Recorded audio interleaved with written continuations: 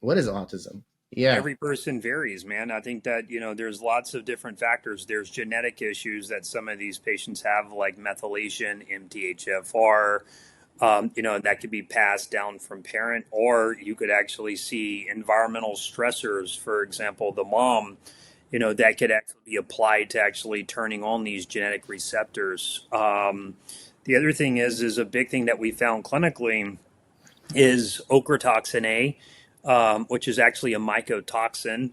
Hmm. That you actually see, pediatricians aren't catching primitive reflexes that are not integrating, or, not kids not reaching developmental milestones. So, I think that autism, to me, it's very hard to kind of pinpoint down to like what's the one kind of root cause, because, there's some families that say that a kid was completely normal up until 12 to 16 months when Hmm. there was the MMR vaccine. So I think that it's tough on, for me to answer that question, which is in the book that I wrote. Is I kind of wrote down that there's multiple potential aspects or contributing factors to creating autism, but for me to nail down one thing, I think that autism is a big puzzle, and I think that a lot of these facets kind of all kind of come in intertwine with working with these kids or even adults.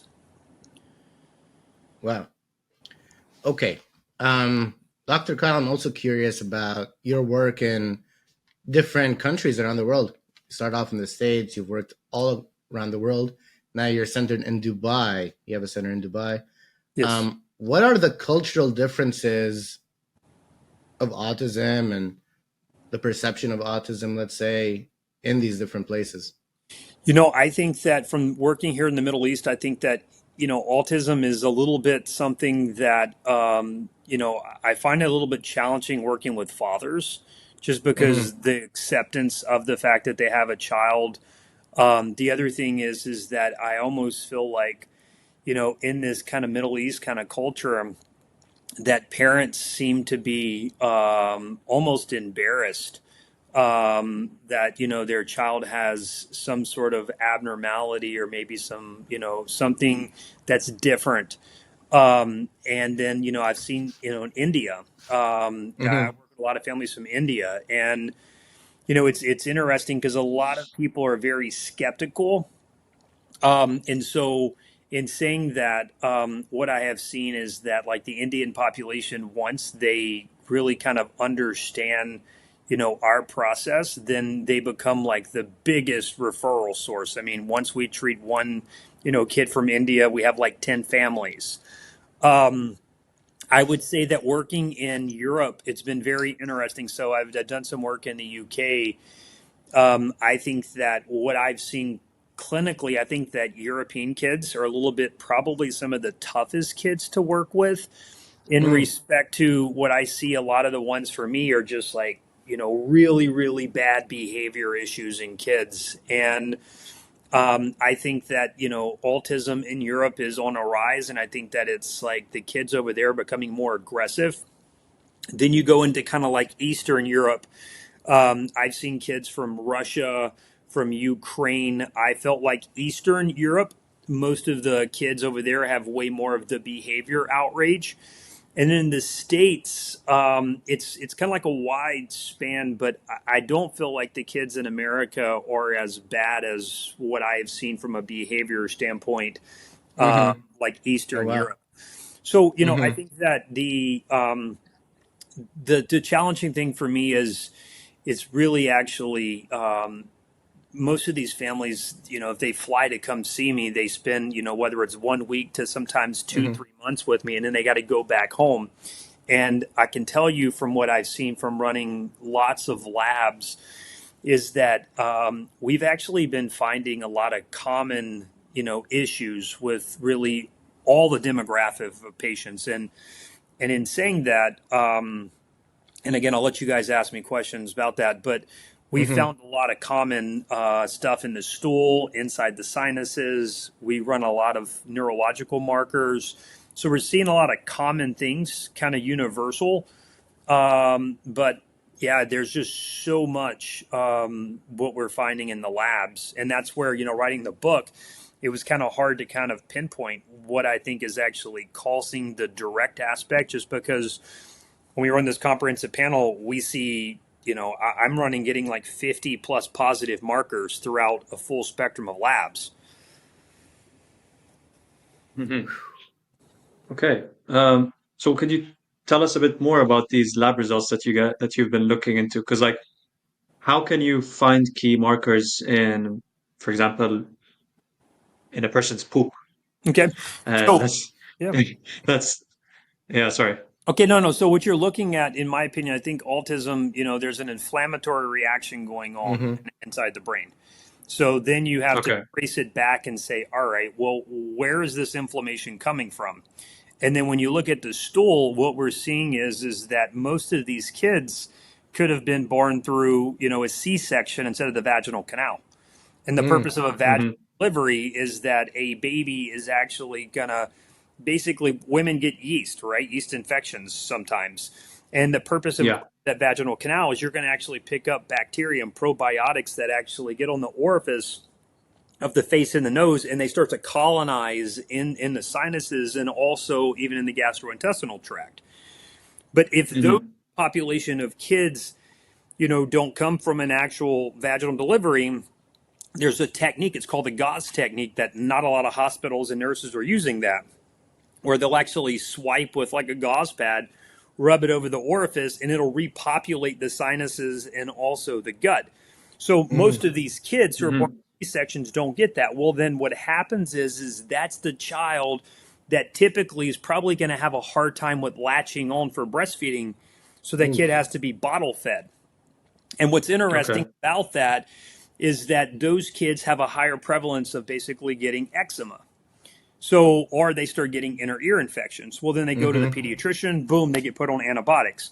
The problem is, and I'm not opposed to the antibiotic to actually treat the child, but after you clean slate and clean up all this bacteria and stuff going on, no one's actually running a stool sample to see, is there any probiotics, is there anything missing, so that way we directly repopulate the gastrointestinal tract with things that the baby needs.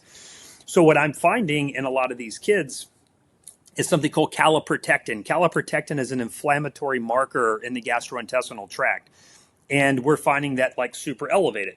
So anything in the gut, now what's going to happen is you have some nerve, it's called the vagus nerve, that actually sends a bidirectional, from the something called the brainstem area called the medulla. So Mm-hmm. anything going on, stress, Yeah. stress going on in the gut is going to now start causing stress in the brainstem, which is very interesting.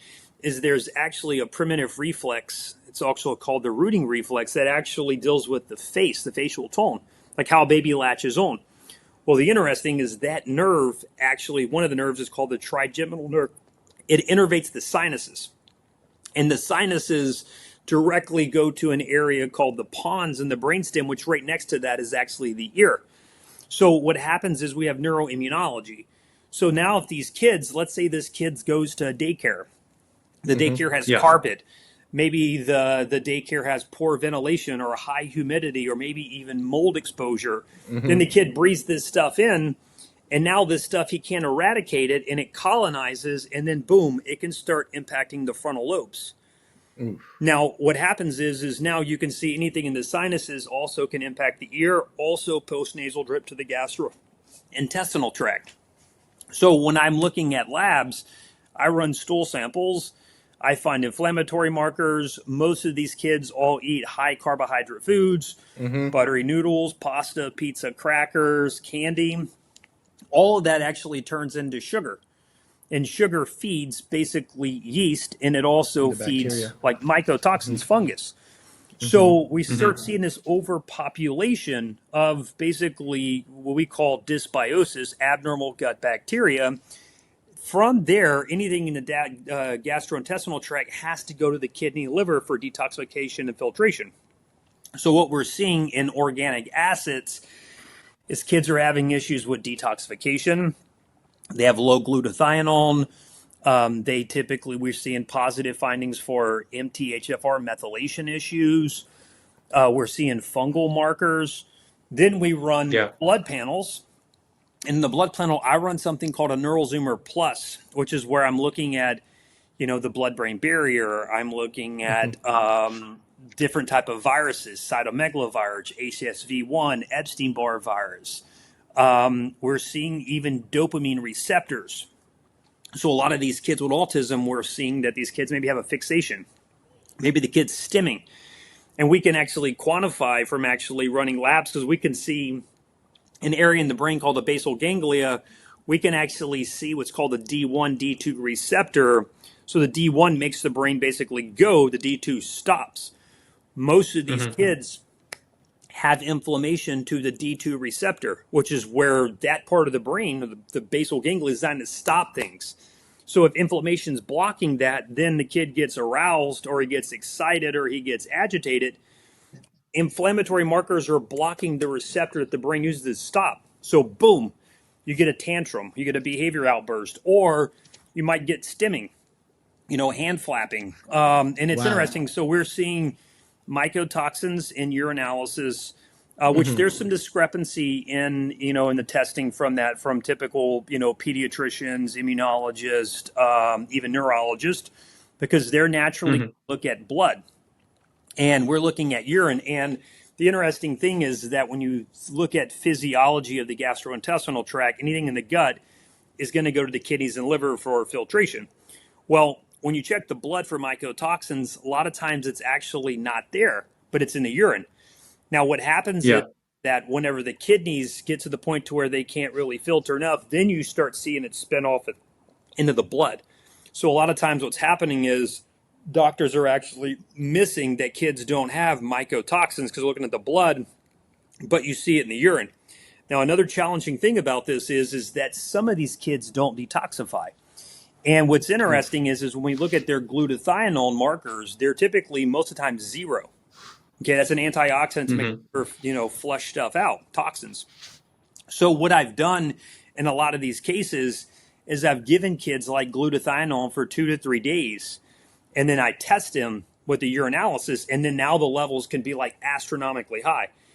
But because there's Yeah. so much inflammation in the gut, they're not absorbing a lot of stuff.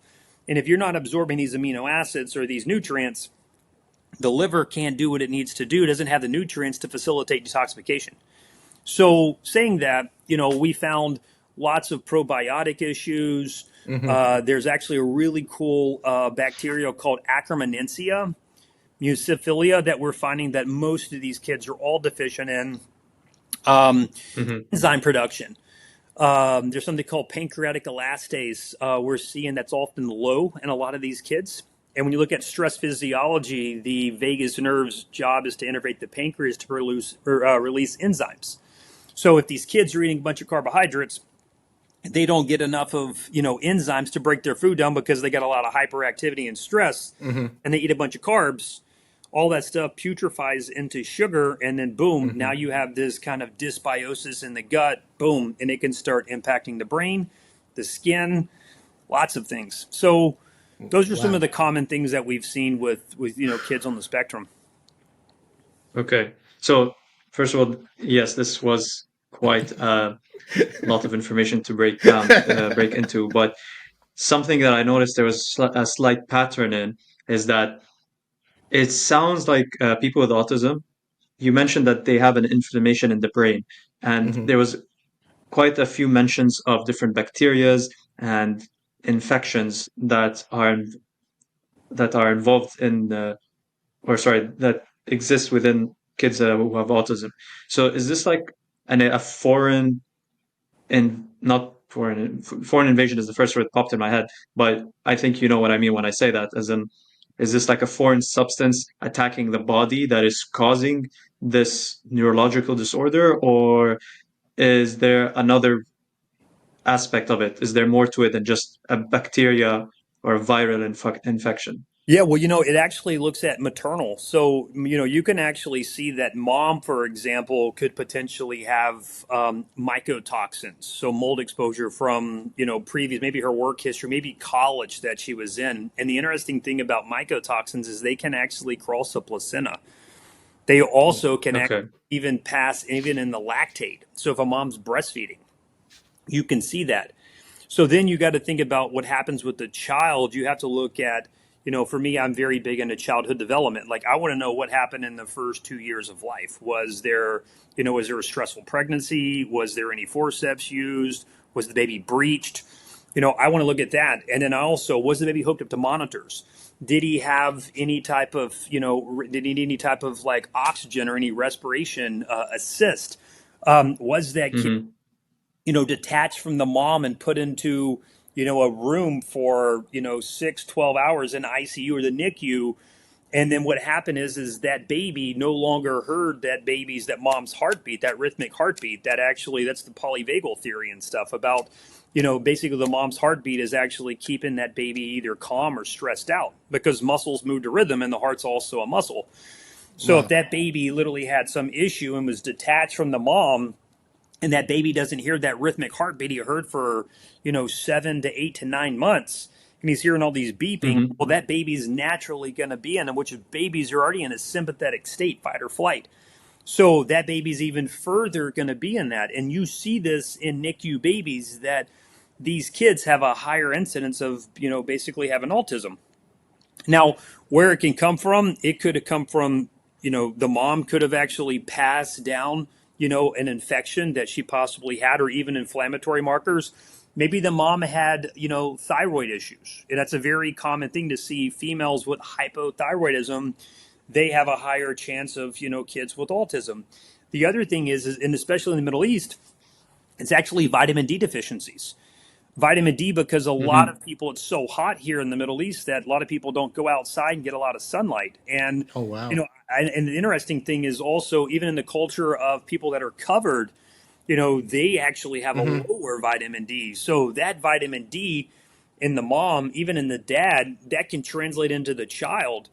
And Wow. vitamin D also is something that's going to help the immune system out as well. Hmm.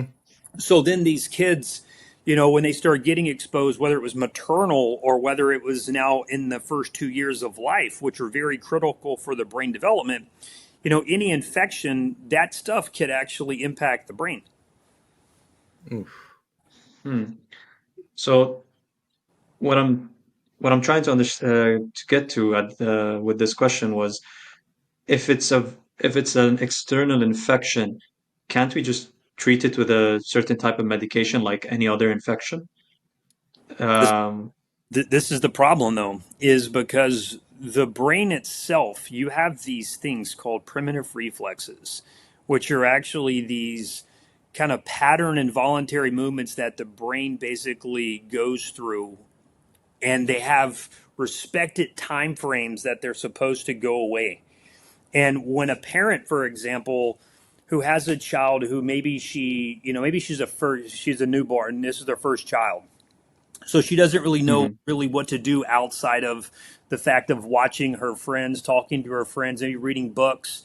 Maybe the kid's not responding to their name, or the kid's not rolling over, or the kid's not making eye contact or cooing. She takes that kid to the pediatrician and she's like, "Hey, I feel like something's off with my child." And the pediatrician's always like, "Oh, no, no, no, babies develop in their own time. Don't worry, don't worry." So then the mom goes home and she tells her husband, it's all normal. But then what happens is the brain itself actually controls the immune system. So yeah. what's happening is if there's automatically a delay, meaning that one of these kids already has some developmental delays, and remember the brain controls the immune system, and that kid starts missing these motor milestones or even these primitive reflexes, and then by the time that autism is typically diagnosed, which is typically 2 to 3 or 2 to 4 years of age, that Hmm. first 2 years was critical, that baby was not basically put into early intervention, because maybe the baby actually has like a retained rooting reflex, which can actually contribute to speech. Or maybe that kid has like a palmar reflex, which also deals with like fine motor and putting stuff to the mouth, or even on the feet, the Binsky reflex, that's going to allow that kid to actually, walk. A lot of these kids either, they don't crawl. Some of the kids crawl abnormal. Some kids don't crawl for maybe just like a couple of weeks and they get up and start walking. The brain literally has all these milestones that needs to be met to build the brain function. So what happens is you get this overcompensation, because what happens is these kids start, and the brain knows how to survive. And then all of a sudden, what you're seeing, and again, this is just, clinically that I've seen, and also I would say from, some of the research that, that we've taught from, is that they've actually showed that most of these kids with autism are very highly academic, which is actually a function of the left frontal lobe. Mm-hmm. And a lot of these kids have typically poor gross motor, poor coordination, maybe some behavior issues. The other thing that you start seeing is these kids normally have issues with histamine, regulating inflammation, which is Mm. actually a function Okay. of the right side of the brain. So most of these kids, what happens is in the first 2 years of life, you can see kind of two ways. You can see a kid that stays sick, or you see a kid who literally just gets allergies. Okay. It's two different parts of the way the brain works. Well, those two parts of the brain both also need to be able to communicate to one another. And if these Yeah. infections in these areas in the brainstem where the primitive reflexes don't go away, inflammation can actually go and hit the weakest link, meaning that it can go and hit, boom, an area called the midbrain, which is actually how you fixate, how you make eye contact. The other thing that it can Mm. hit is an area called the pons, which is actually going to control your facial tone and your head tilt. And then it can actually impact another area, which is called the medulla, which actually is where your vagus nerve is. And that also is where your hands, your palmar, and your Babinski reflex come from. And it's interesting because a clinical presentation of a kid with autism, normally, not every kid, but most of them, the right pupil is going to be a little bit dilated compared to the left. Oh, The wow. nasolabial fold, this line on the right side is going to be, you're not going to see a good of a line like you will on the left. You're going to see a right head tilt. And those are actually like frontal lobe weaknesses, because the frontal lobe should actually control something called the brainstem. In saying that, what happens is these infections can also migrate into the sinus and get into the brain, the sinus get into the gut, the sinus or go to the gut, or the gut back to the brain. So in saying it, it's so hard to actually quantify as to like what's that one thing causing it whenever we're seeing that there's so much going on. And I think that's actually why, autism is such a hard thing for, a typical traditional kind of doctor to kind of like treat and diagnose, just because he's looking at something literally with like blindfolders. He's looking at it like a specialist. Whenever the periphery, there's everything that's also going on. And I think that's why, we're not seeing a lot of, this is the gold standard for autism treatment, just because we're looking at everything and literally under a microscope when we should be looking at the big picture. And that's just my personal opinion. Okay. I agree with Okay. everything you're saying. Something I learned from your work is that you need to approach this from a more holistic approach in terms of the inflammation and such. That just reminds me that you need to think about health, like physical health, sleep, and diet too, and all that has a huge effect on your behavior, along with other things as well. Yeah, Um, and I'm a fan of like, I come from a medical family, so I'm not opposed to, traditional medicine with medications at all. I think that, we should all work together. We just got involved and start doing like PRPs and V cell and stem cells and regenerative medicine and peptides. mhm. And, Wow. we're seeing some incredible things with that, with, bringing on neurologists, neurosurgeons, internal medicine, functional medicine, nurse practitioners that now we're working together as a team. And yeah, I just think that, with autism treatment, we all need to kind of come together to help these families and kids out instead of just trying to isolate and, think that you're the best at everything. Right. And stem cells help with autism? What does that look like? Yeah, well, right now, if you look at a lot of families are actually going kind of universally. So you're seeing China is a very big place Hmm. that people are going to, Mexico, Panama. And I've seen great results with, kids going over there, and after that, they're making better eye contact, or some kids have become, verbal. I've seen in Panama. I've seen some kids actually who went to China, and now these kids are actually able to crawl literally like a rope. Like it's Hmm. so, you know, I think that, which is something very interesting from looking at some of the literature, is that they're showing that the increase in tech exposure, the lower the stem cell production is actually in the body. And that's predominantly what Wow. most of these kids are doing. So, In saying Cocomelon. that, what you're Wow. seeing a lot of in kids in autism, you also see a lot of kids with a little bit more stunted growth, low muscle tone, kind of, gross motor controls a lot weaker. And then you're also even seeing testosterone levels are actually can even reduce in a lot of these kids. They get more estrogen, they're a little bit more fluffier. Now, which is interesting about the stem cell, and what we've started doing is actually, we use something called a V cell, which is where we use the patient's basically blood. We spin it, get the platelets, we hit it with some sort of, it's called a song laser, and then we inject it in an IV.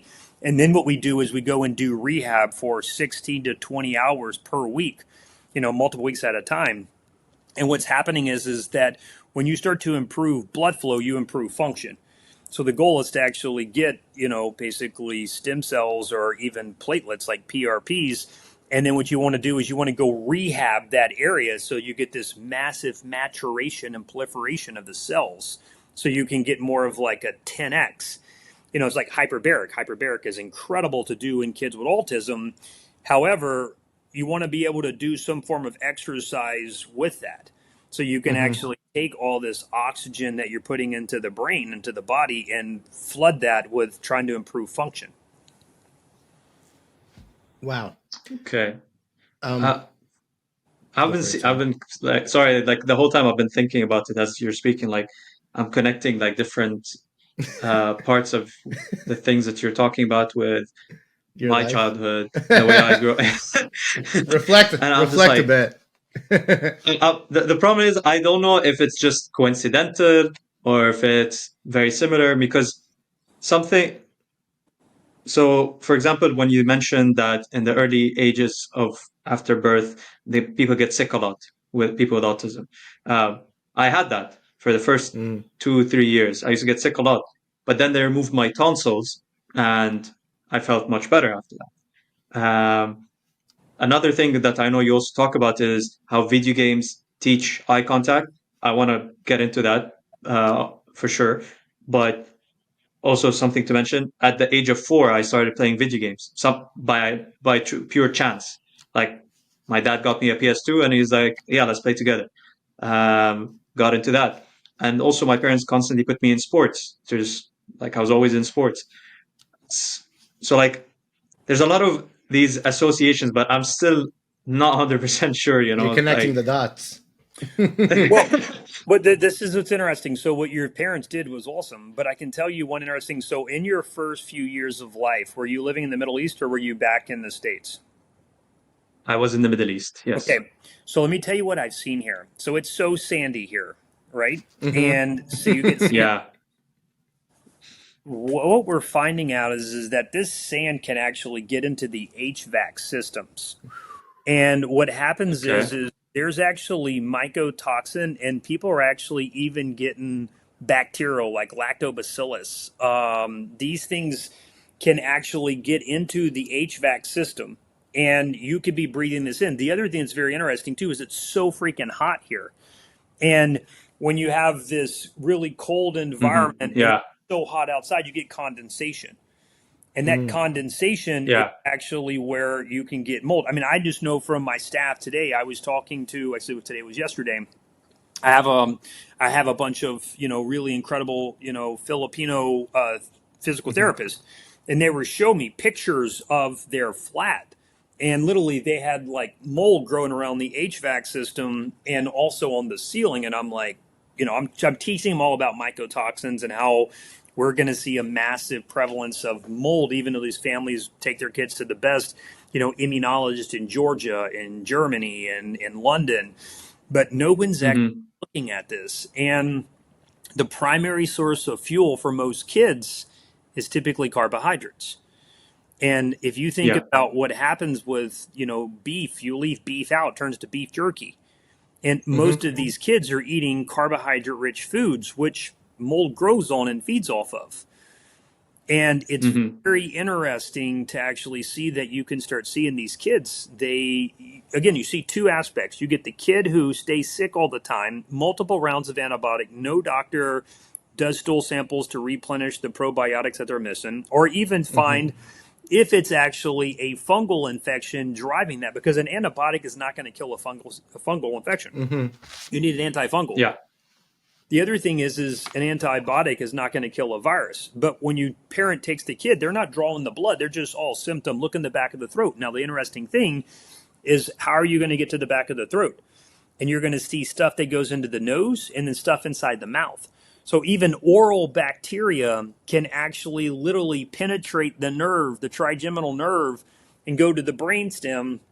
And actually, there's something called the nucleus ambiguous.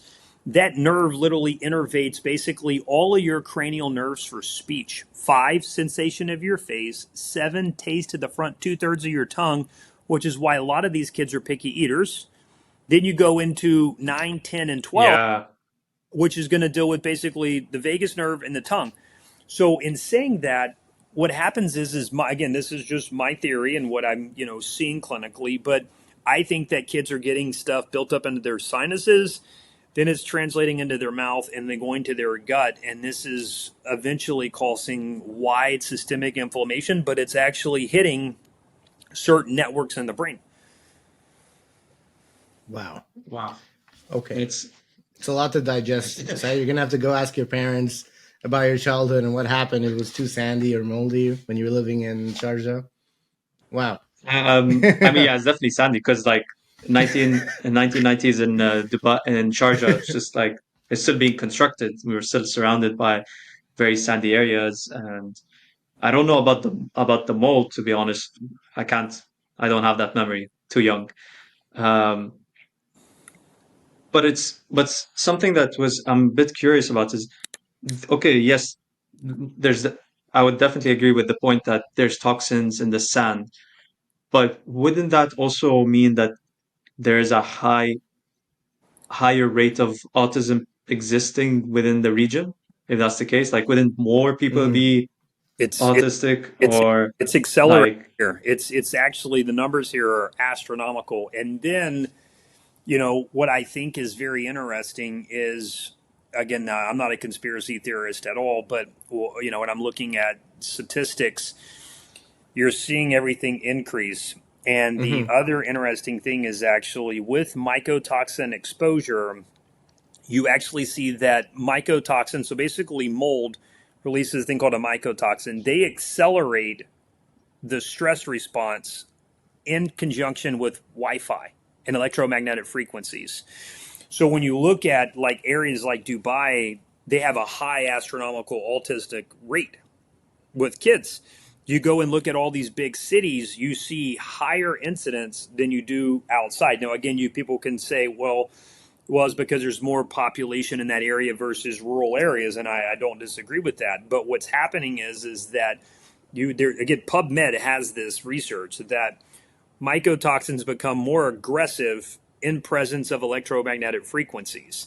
So Wow. you're exposed to Wi-Fi, but now what's happening is you're seeing the generation, not 1G, 2G, 3G, 4G, 5G.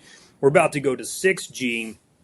And if these kids, for example, if you genetically have the MTHFR, which means that your body doesn't break down like specific B vitamins and you don't detoxify, then you get exposed to this stuff, basically mold or even viruses, and your body already has a little bit weaker genetic link to detoxify. Then you have a weak vagus nerve, which there's a lot of research on vagus nerve stimulation and how it improves social communication, how it improves the immune system, even mood and behavior regulation.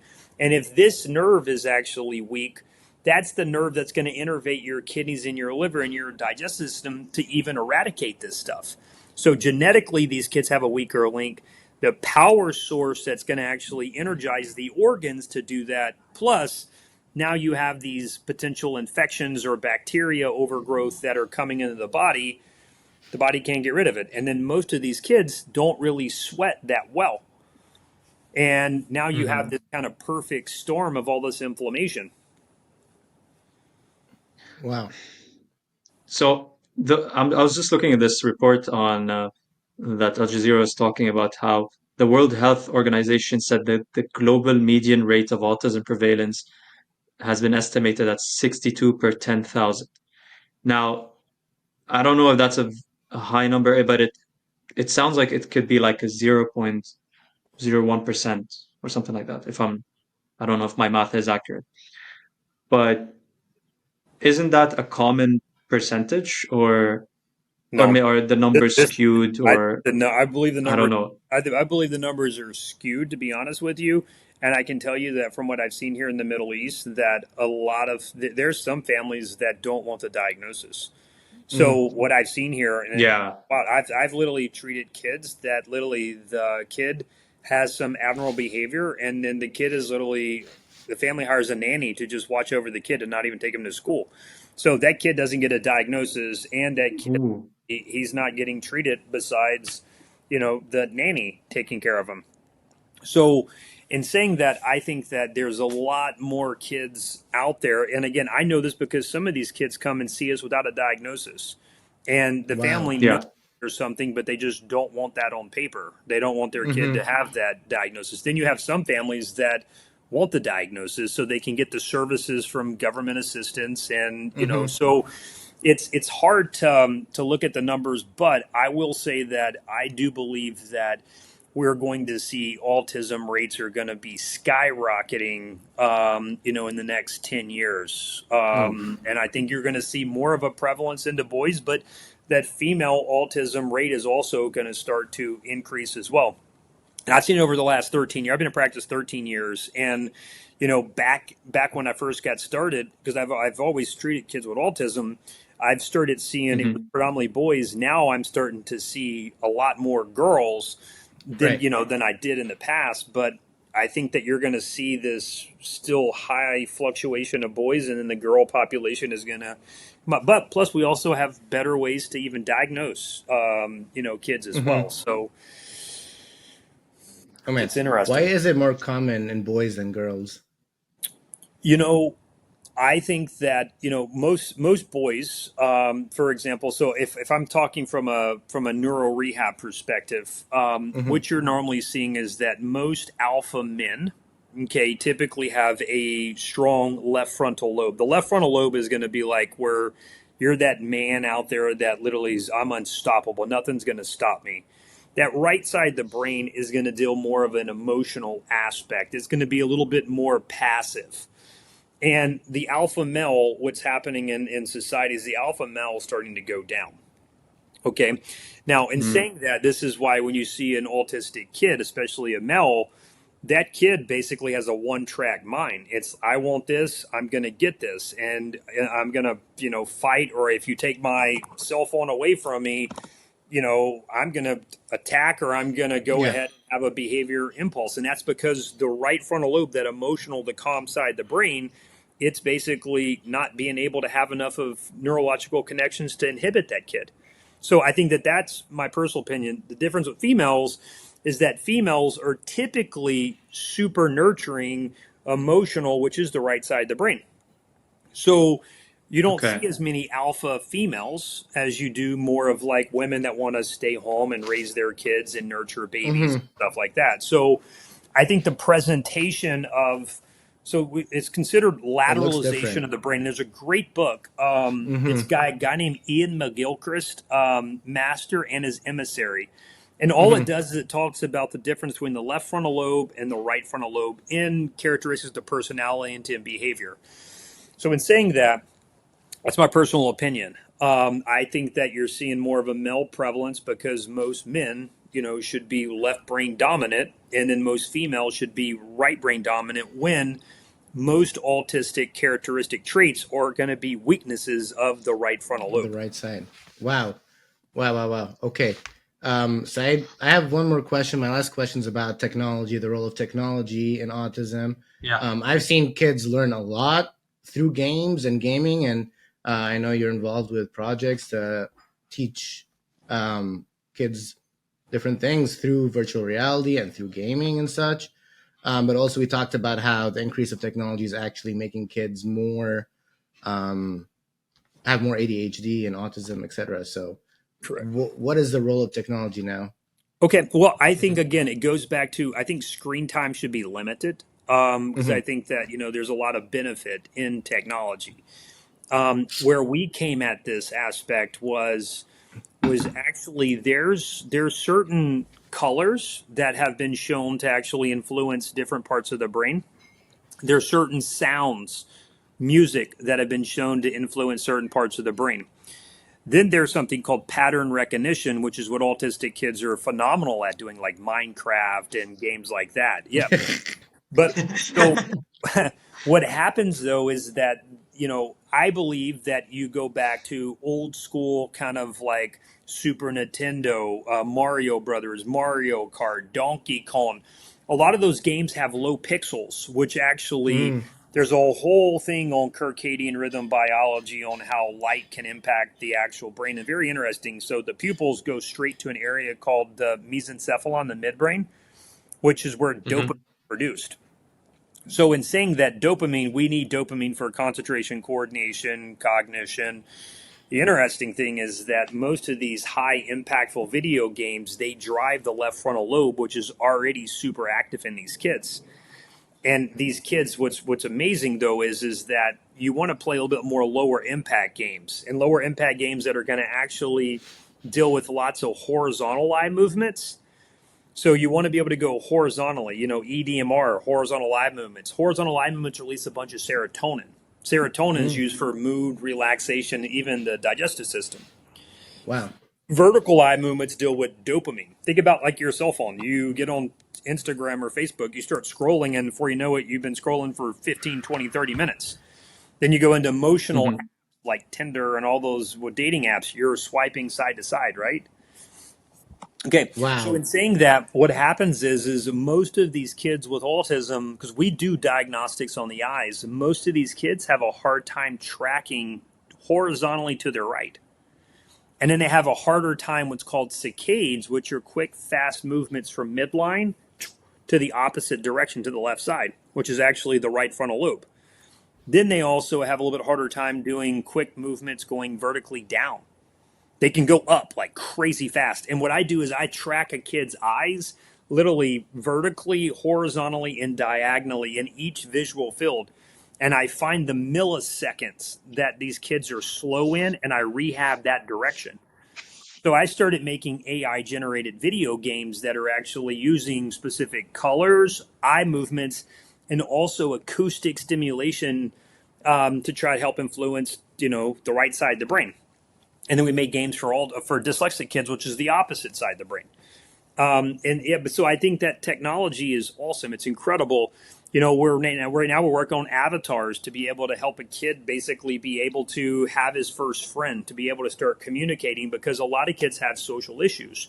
So what happens is I put this, avatar on a video game. Well, that kid, that's their source of entertainment and fun. Most of these kids don't want to go out and play sports. They don't want to go, surfing and stuff like that. They want to play video games because it's driving dopamine. And they have a lot of dopamine actually in the left frontal lobe. We need that dopamine to go to the right frontal lobe to start turning on and getting all these, finding a companion or having Hmm. better coordination, going out in nature. We want to get that aspect of that brain to get better connection so we can actually make these brilliant brains actually. Whoa, that was interesting.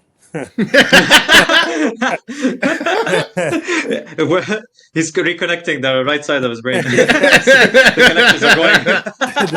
That was the love, man. That was the love.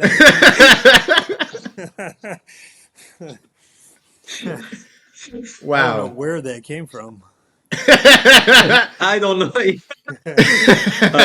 But yeah, to go, going back on track. How do we get back on track after that? Well, the big thing with autistic kids, so I'll tell you this, the way the eyes need to progress, and the eyes need to progress horizontally, then they go vertically, then Okay. diagonally. And so, in saying that, we decided to make lower impact games that progress to be able to get the eyes to go horizontally. So, I'll tell you something really Yeah. interesting. If you take an autistic kid, you have them turn their head to the left and then turn their head to the right. Most of these kids actually don't have as much range of motion going to the right, Oh nor wow. do they have very good eye movements going horizontally to the right as well. Hmm. So what we can do is we work on trying to get, which is why I'm telling you, Super Mario is crazy incredible to play because you're basically going, Moving straight right. to the right. Hmm. Wow. And Wow. Wow. periodically you're doing some vertical eye movements, but most of Yeah. your stuff is all horizontally to the right. Mm-hmm. Mm-hmm. And that's how we started making a lot of video games, was designed to basically go left to right. That's genius. All right, Oh Saeed. shit! We're running out I of. was testing it out. Fuck. See, you got Wait. So go to your left, go to your right. so so this. Yeah, go back to your left.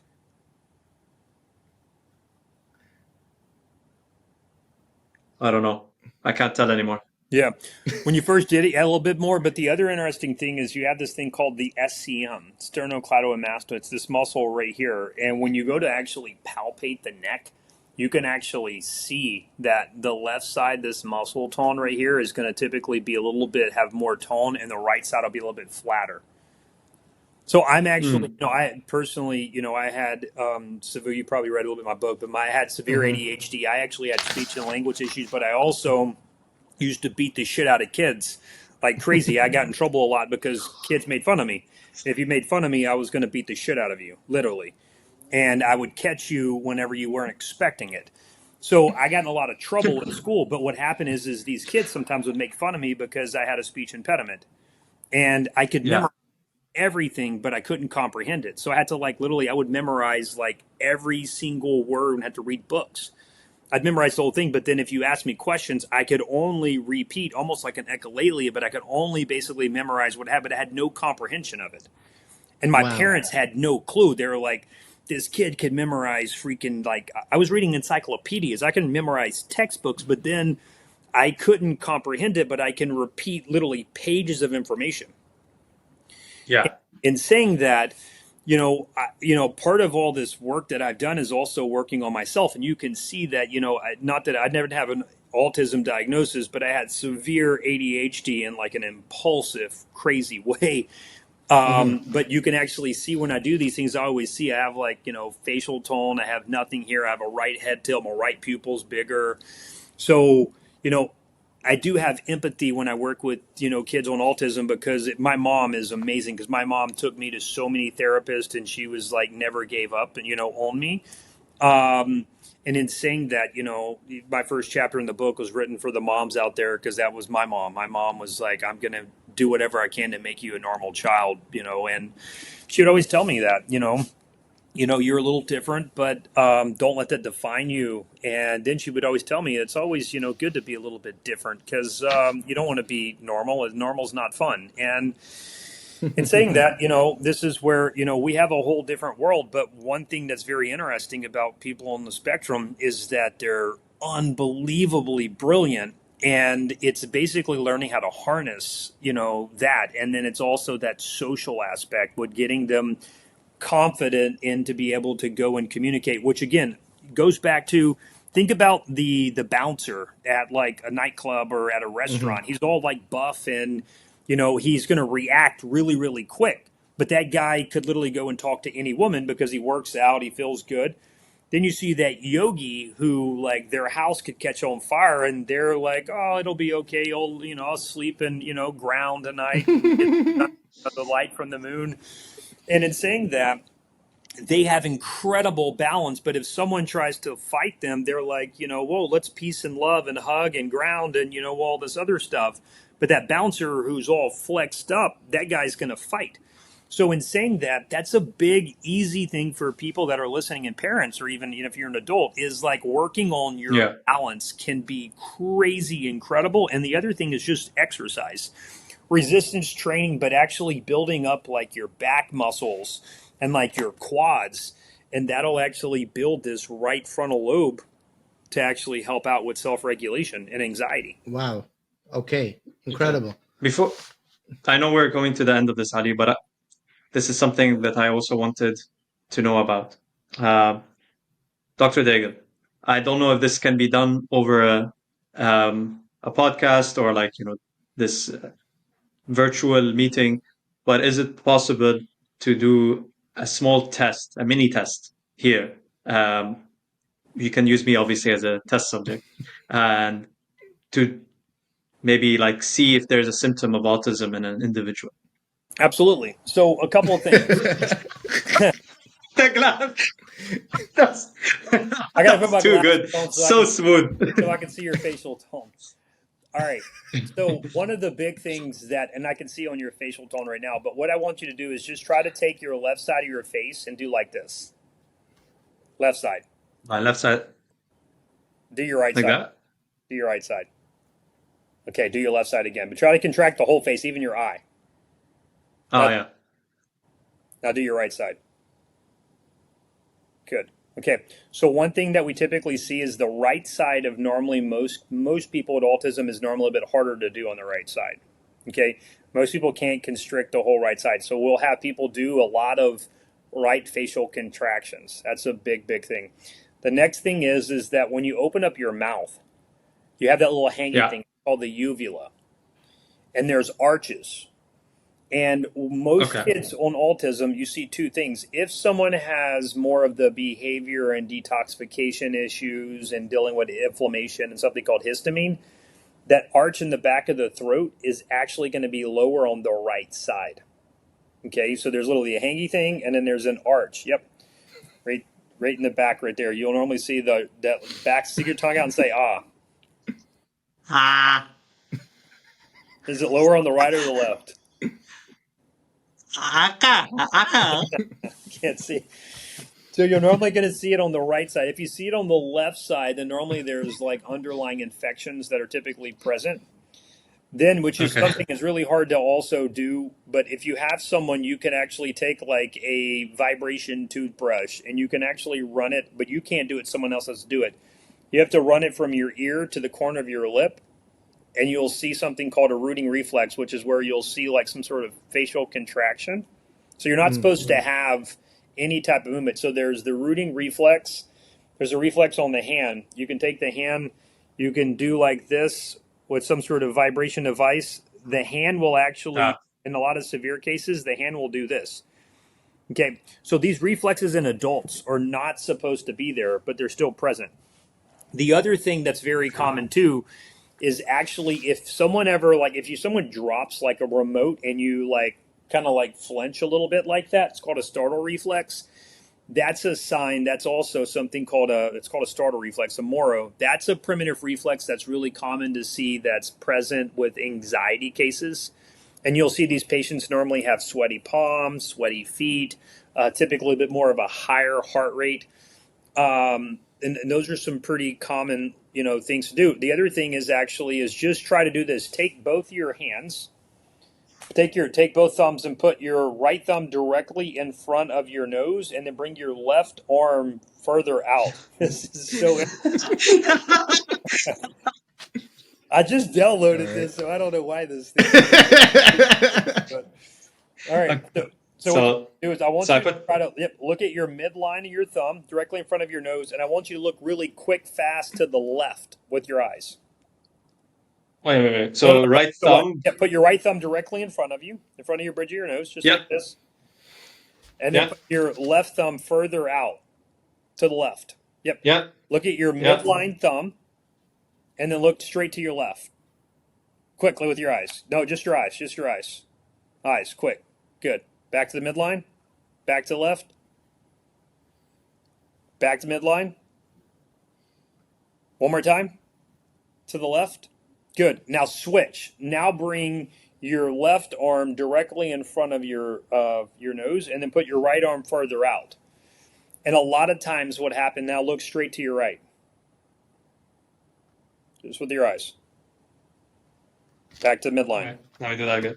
So these are called saccadic eye movements. And a lot of times, what happens in anxiety cases, people who have more of social anxiety or people who maybe have stress issues, sleep, you'll see that they actually, like for example, a true autistic kid with all these weaknesses inside the right frontal lobe, what they won't be able to do is they're not able to tract horizontally good to their right, looking quick, fast, which is called a saccade or saccade, midline to their left.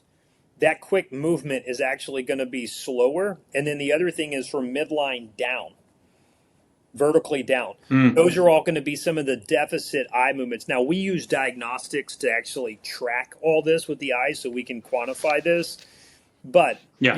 you definitely have a little bit different than like I work with like some like really severe autistic kids where there was no way we're doing a podcast. So in Yeah. saying that, I mean, I commend you for being where you're at and being able to do this, and also even thank you for trying to actually bring this kind of information out to the world. Yeah. Mad respect for doing that. But saying that, what I would suggest is that there's something called primitive reflexes, which we do see these things in adults. We call these things return reflexes, and those things that you can like look up. There's actually exercises. I have a bunch of stuff on my YouTube about you scroll down. I have all these exercises that you can do. The other thing is actually these eye movements. You know, what you really want to do is do things that you're not good at. So, but in the autistic brain, we want to do the same thing over and over again, and we don't want to break our routine. But the goal is to actually rehab that part of the brain, which is breaking the routine. So, for example, like if I was driving to work, I would want to basically start trying to not take the same route. I'd want to start just trying to take little bitty different routes on a daily basis so that a way I Hmm. start basically, engaging my brain, because most of us when we go to work, we're using our cerebellums. That Yeah. cerebellum deals with pattern, or basically memory for motor acts. So we want to engage our frontal lobe by basically having to like look and have more awareness instead of doing the same thing over and over again. And for me, I'm all about what wires together fires together. So in saying that, I want to basically wire up the parts of the brain that we're not using, like physical exercise. I'm a very big fan in circadian rhythm, biology, cranial nerve stimulation, sense of smell. I don't know if you know this, but most people, especially autistic kids, when you actually do their sense of smell with one nostril, you'll come all the way up to the bridge of the nose, and this is where they can smell. Then you do the left side, and then they're like, I smell it right here. And there's actually literally called an olfactory. There's actually literally a deficit. So they can smell here, just a couple of, millimeters, even centimeters. And then over here, they're almost like a whole foot where they can smell. Hmm. And smell goes to basically an area of the brain. So it's called the amygdala, which is where you see a lot of anxiety, and then it goes into the temporal lobe on the same side. But when I run brain scans, I run QEG, so I actually look at the electrical activity of the brain, and this is how I've been able to quantify a lot of this, is that we're seeing predominantly a lot of weakness. We'll see patches on the left side, but predominantly most of the weakness we're seeing is actually in the different networks in the frontal, the parietal, and the temporal lobe on the right side of the brain. Not every case, Mm. but Uh, majority. yeah. No, I definitely. So something for the eye thing. I noticed maybe it was a small.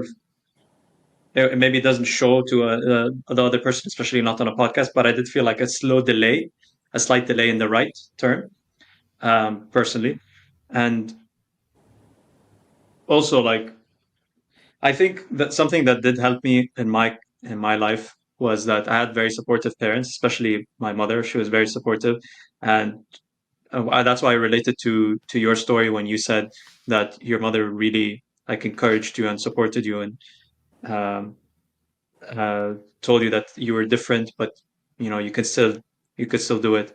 Now, my mom, I think she called me special, which is another way of saying it, but but um, yeah, like, I thought that would be funnier because special sounds more autistic. But anyway, You learned a lot today. we did. Dr. Daigle, thank you so much for your insight and all of your information and all of your work that you're doing to help people, kids, and even adults with autism. Um, what what are the final words that you would like to share that could